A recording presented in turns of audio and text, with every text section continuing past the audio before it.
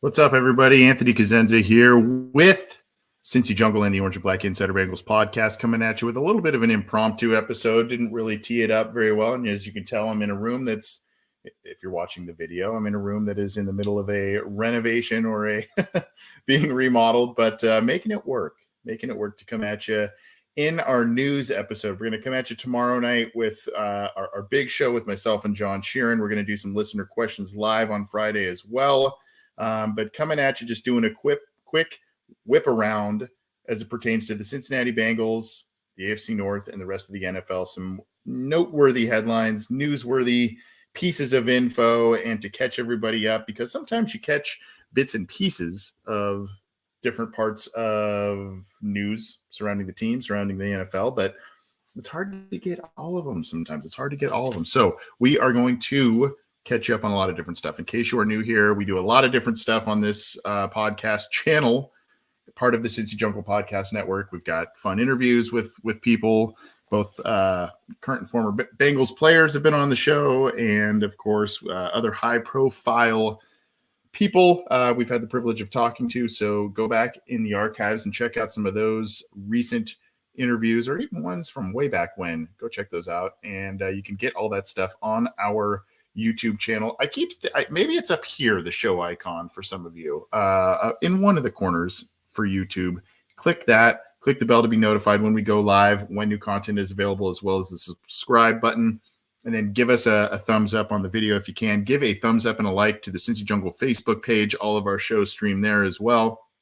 And then, of course, if you like it for your commute, if you like it while you're on the train, the subway, whatever, if you like the audio side of things, you can listen to us on a number of audio platforms: iTunes, Stitcher, Spotify, Google Podcasts, iHeartRadio, all of the major ones. We are there. Appreciate it. So, all right, we're going to kind of whip through this pretty quick for a number of reasons. We got to get through this quickly, but we're gonna get to a lot of different stuff pertaining to the Bengals. We start there. We're going to go to the outside the rest of the division, and then, of course, a couple of NFL news pieces as well. And yes, hello. I see a couple of good friends here, Sage and Dan and others. Good to see all of you, however you may be joining us live. All right.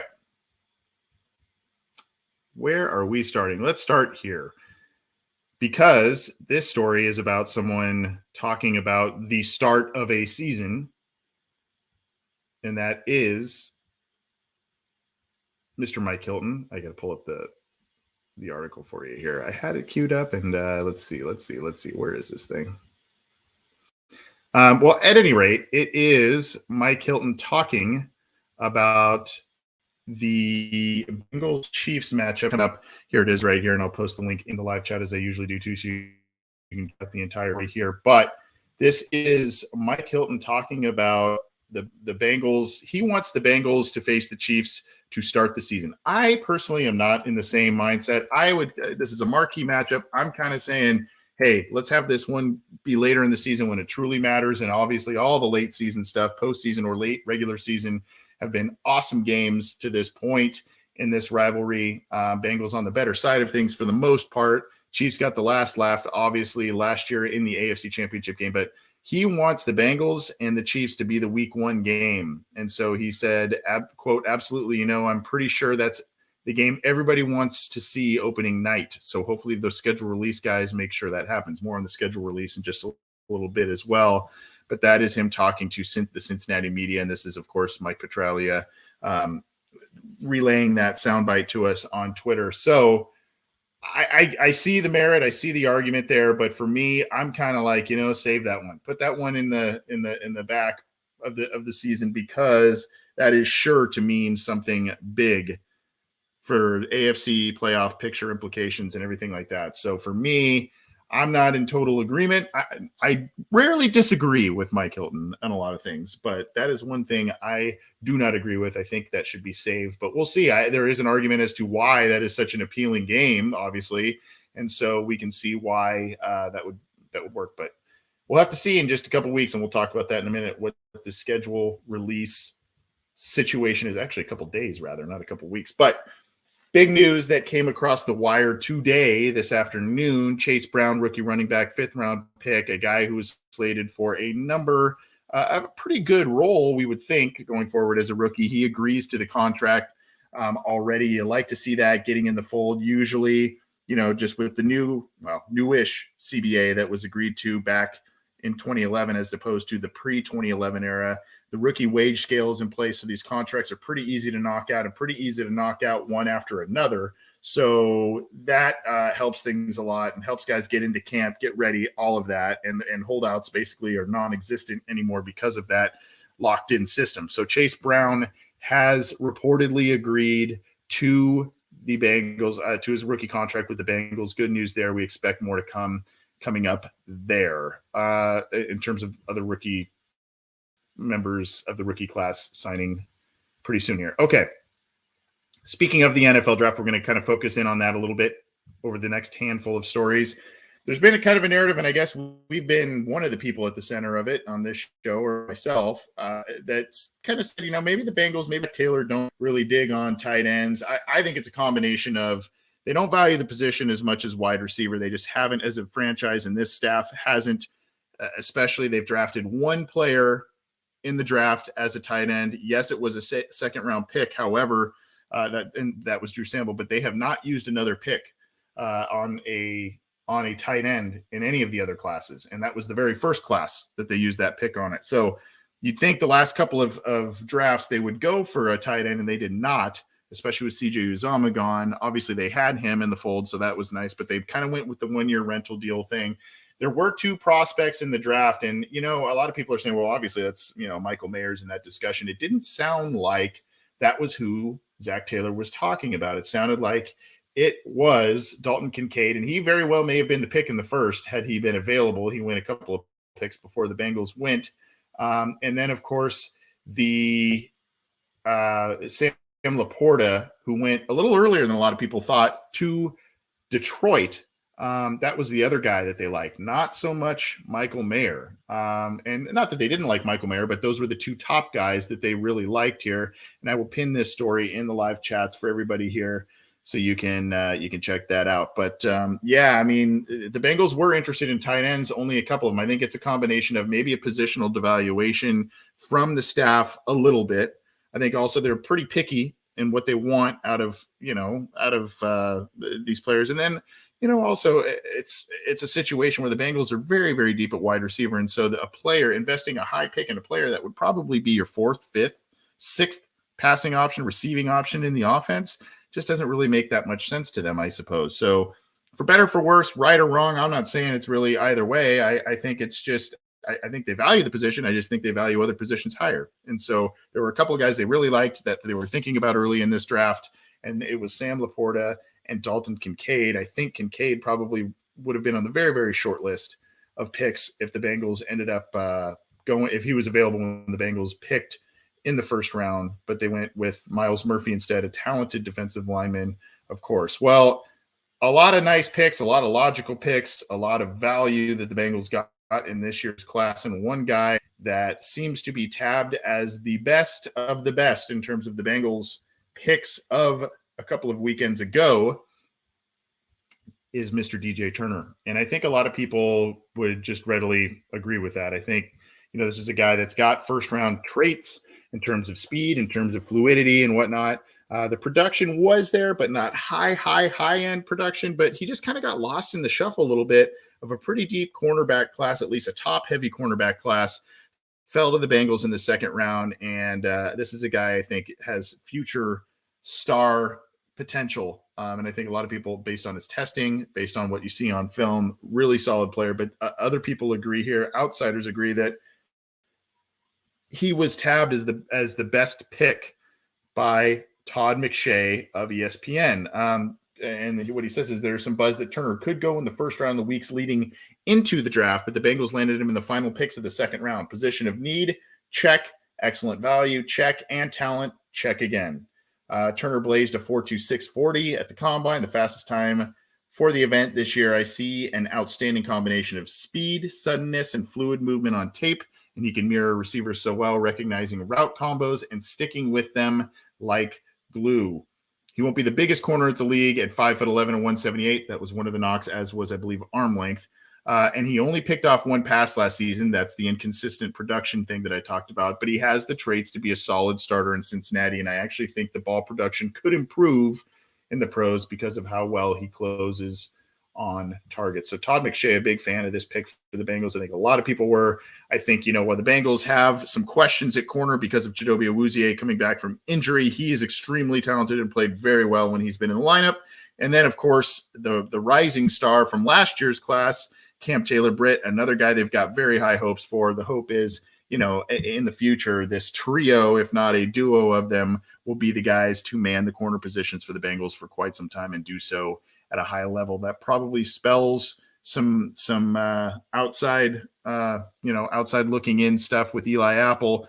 One little, I don't have the story up, but one NFL piece of news we will share is another Bengals defensive back got scooped up. And so that is indicative of who the Bengals have brought in the past couple of draft classes as well. So still DJ Turner looking to be, in Todd McShay's eyes, the best pick by the Bengals. Well, the Bengals themselves and their brain trust may or may not agree because they feel like they got a stud guy in the third round with the surprising pick somewhat in Jordan Battle, the safety out of Alabama. Now, it's surprising because a lot of people thought he would be gone by the end of the third round.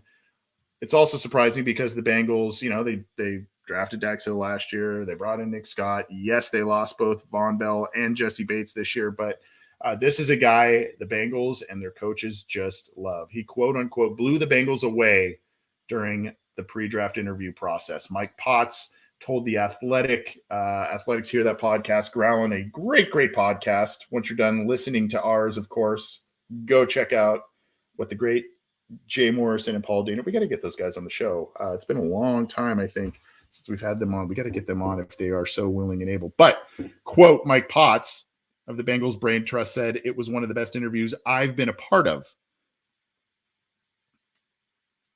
We usually put on maybe 8 or 10 clips of tape with the guys and talk through it. We had to cut the tape portion of the interview off after about 3 plays. It was unbelievable the way he was talking through every minor detail of all 22 people that were on the field of every play. We know he's a phenomenal character, but I didn't think it was possible to elevate him in our eyes in terms of the person that we were getting. But he did that in the interview setting. So you got to love that. A heady football player. And we've said this before on, on the draft recap shows and things of that nature. The Bengals, the last couple of classes, have relied heavily on good testers, high athleticism, all kinds of, traits. There are a couple of guys in each class, namely this one. Of the 8 picks the Bengals made a couple weeks ago, I would say 2, maybe 3 weren't the greatest testers, but what they lack in the testing, the RAS scores, the combine performances, etc., that's what you get from them. Stuff like this from Jordan Battle, great interviews, headiness, football IQ, never in the wrong spot, leader, locker room guy, and obviously production to boot. So this is a guy, I think, we talked about him last week, John and I did, and I think he's going to be a guy that, quite honestly, may have an earlier role than a lot of people expect. I think they're going to go multiple with a lot of different things. Again, a departure that I'm going to talk about in a little bit maybe points to Scott, Hill, and Battle on the field at the same time in some packages. So we'll have to see, but the wizard that is Lou Anarumo will make things work. That is for sure. Okay. Let's go to, we're going to bounce out of Cincy Jungle articles for the moment because my guy John Sheeran wrote one up on A to Z Sports. You got to go check out A to Z Sports and what John's doing over there. Of course, still a part of our show. I'm not letting him go anywhere on this program, old John. But here you go right here. This was good. A good rundown of expected compensatory picks the Bengals will receive in 2024. A good write-up here. And obviously let's take a look at the people that they lost. Jesse Bates, Von Bell, Hayden Hurst, P. Ryan. Those are the major guys that the Bengals lost in free agency. And then who they gained in terms of high-end, high-value players. Really, Orlando Brown, Nick Scott are the biggies there in terms of the money and everything there. So, some signings cancel out each other and all of that sort of thing. So where does this go in terms of compensatory picks? I'm going to move that video out of there too, by the way. Did we lose that here? Maybe it's my computer that's not doing well. But at any rate, they will be one of 10 teams to receive multiple compensatory picks. They should have, should the Bengals hold on to all of their picks next April 24, they'll have 9 draft picks in total, with their extra 2 coming at the end of the 5th and then the 6th round. So that is where the Bengals will have their picks. Traditionally, the Bengals have held on and hoarded those picks, and of late, they seem to realize that maybe packaging those and moving around the draft is a little bit more valuable in getting a more high impact, immediate impact type of player. And so we'll have to see if they keep all of those. But right now, it looks like the Bengals will have 2 late day 3 compensatory picks, 5th round, 6th round in next year's draft. So let's keep rolling on here and get to a couple more items before we head on out of here. So the Bengals, this might have been pretty expected, but the Bengals had some trade offers when they were on the clock at 28. The board was doing all kinds of different things. There was only one tight end off the board, a guy they supposedly really liked in Dalton Kincaid. They had Myles Murphy on the board, a guy they thought would be gone by the time the first half of the first round was over. He was there, and so teams came calling, and they had trade offers for the 28th pick that they eventually used on Myles Murphy. They just felt that the value that he brought at that, not only kind of a premier position, but also just where they're drafting him, just was too good to pass up. And so they went with the player there. Again, Potts on Hear the Podcast growling. Great episode. There's quote. So the way the process goes is we're actually fielding a ton of trade calls. We probably had, I would say, upwards of 5 offers to move back off of that 28th pick.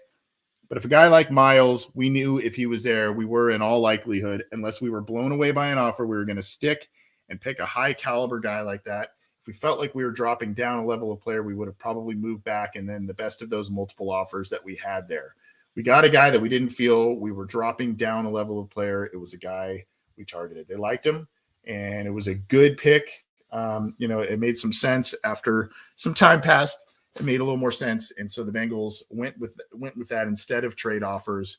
Which again, you're as Pot said there, you're looking at potentially dropping a tier of player, dropping the level of quality of player by moving back, especially when you've got some guys that you are surprised are there when you're picking at the back of the first round there. So the Bengals just couldn't take a trade offer for that. Well, let's go to a little bit of AFC North / NFL news here. We're going to do that, and then we are going to hop on out of here.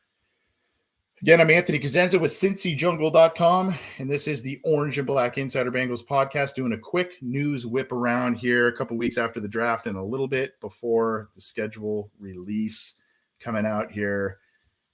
So one of the surprises that came with the NFL draft was the Ravens re-signing Lamar Jackson. Boom. And I think, the Jalen Hurts contract and different things like that kind of pushed that ball forward, so to speak. And so, now what was a total impasse is, a big contract for Lamar Jackson. And it didn't seem like things were going to go well, past this year, if he was even going to play for the Ravens at some point this year. He's there. And by the way, kudos to my guy, Engraven Vids. He's been on our program a lot, talking about, previewing the Ravens and their, a game coming up and all that sort of thing. He had a sit-down interview with Lamar Jackson recently, so go check that out. Awesome for him, does great work, has a ton of subscribers, and couldn't be happier for the guy. Really nice guy, does great work, so congratulations to him getting a cool interview like that. Go check that out. But Ravens QB Lamar Jackson was big mad about the fumble in the jungle, talking about the Sam Hubbard play heard around the world in the wild card round. And of course, he was not the quarterback with Lamar Jackson in that game. It was Tyler Huntley. Jackson, aside from, I guess, maybe some underlying contract issues, he had a pretty significant knee injury that just wasn't letting him go there. But this is from Ari Myrov. Lamar Jackson says he went to the bathroom when the Ravens were at the 1-yard line and about to score in the playoffs versus the Bengals. He came back to Cincinnati, taking it 99 yards to the house. I almost broke my TV, and there's a video clip associated with that. That's right, because Jackson didn't travel with the team either. That was kind of another thing I think that happened, if I remember correctly. So at any rate, that is some things happening here with Lamar Jackson.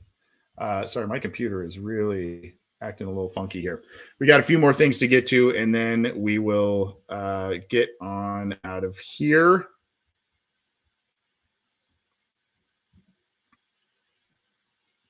Let's go to this one from Baltimore beat down the Bengals, the Ravens SB Nation site. And this ties into some Lamar Jackson talk. There was a report the Ravens considered taking quarterback Will Levis, a guy who had fallen. I mean, maybe some people thought he was going to fall. Some people were talking top 5. Some people were saying, top half of the first round, whatever. But he fell all the way to the top of the second round to Tennessee. And there's a report out there that before the Ravens were looking at re-signing Lamar Jackson and being able to do that, they were looking to get Will Levis. So let me scroll down on that a little bit.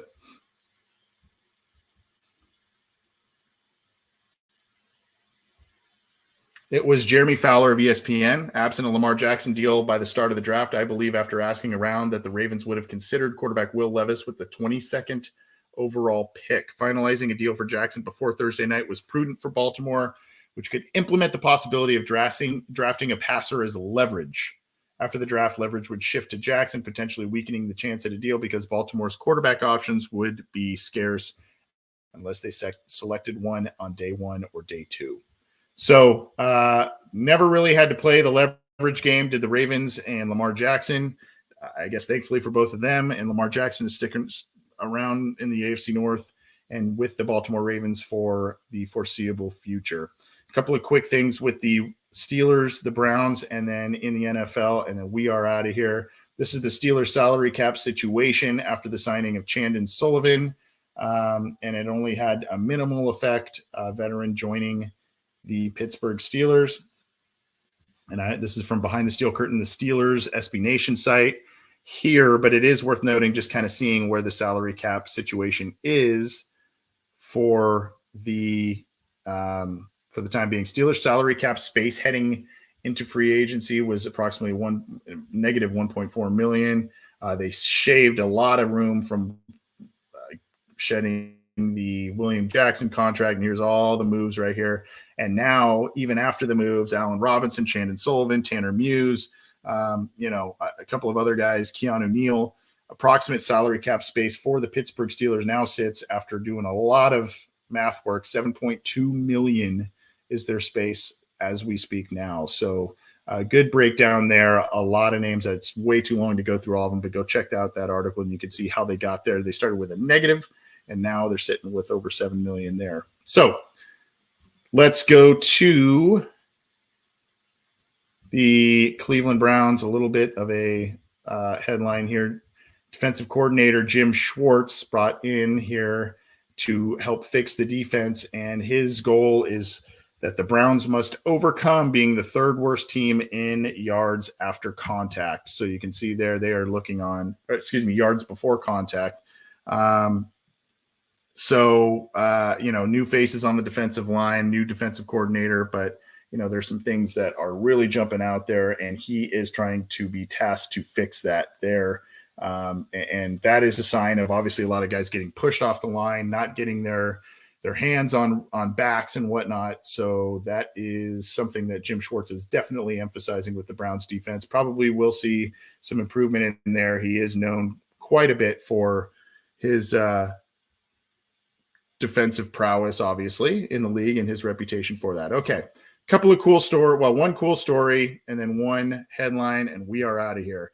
The Bengals, as you remember, were talking a bit to Foster Moreau, the tight end, as were the New Orleans Saints. Now, unfortunately, Moreau was looking like he was going to sign with the Saints, and in that process, he found out he has non-Hodgkin's lymphoma. So here is a really cool story. He has received an offer from the Saints. Now, it could be to join their team if apparently he's progressing. It would be a miracle if he's already progressing that fast right now. But aside from that, I think this is an endeavor or a gesture for him to continue to receive medical care, medical insurance through the league and through the NFL, which is a really cool thing. And then he's also got some interest from other NFL teams per the report there. But I don't know if the Bengals are still kind of putting feelers out there. Obviously, his health and getting well is first and foremost, but a cool gesture by the Saints there, it would seem, even if it's only to keep him on a roster or under contract to make sure that he gets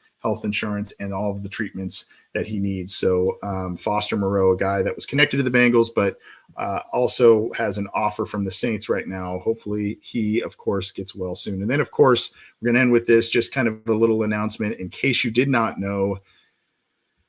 The NFL's 2023 schedule release, I teased it a little earlier, the schedule release will be coming out this Thursday night. And so there was maybe a delay, all this kind of stuff. So the Bengals have a lot of high-profile games, including the Chiefs one coming up here. So we'll see exactly what happens, where they play, when they play, and who they play on specific days, how many primetime games they get. My assumption is it'll probably be a lot, but the NFL schedule release is going to be in a couple of days, and we will break it down here on Cincy Jungle. We'll probably do a little bit of a schedule reaction show Friday / listener questions. So keep your eye out for that. And I shared the article for you on the schedule release. But that is going to do it for us. We shared a lot of different news in a short amount of time. Hopefully you enjoyed it. And a lot of stuff going on in these little not as busy periods, but still a lot of stuff going on. I'm Anthony Cosenza. This has been the Orange and Black Insider Bengals podcast. Thanks for listening. Keep it to the Cincy Jungle podcast channel. Subscribe to our YouTube channel if you can. We appreciate that. Give a thumbs up on the Cincy Jungle Facebook page. And of course, I said podcast channel. Keep it there. And of course, cincyjungle.com. Take care, everybody. Enjoy the rest of your week. We'll be back with more for you soon.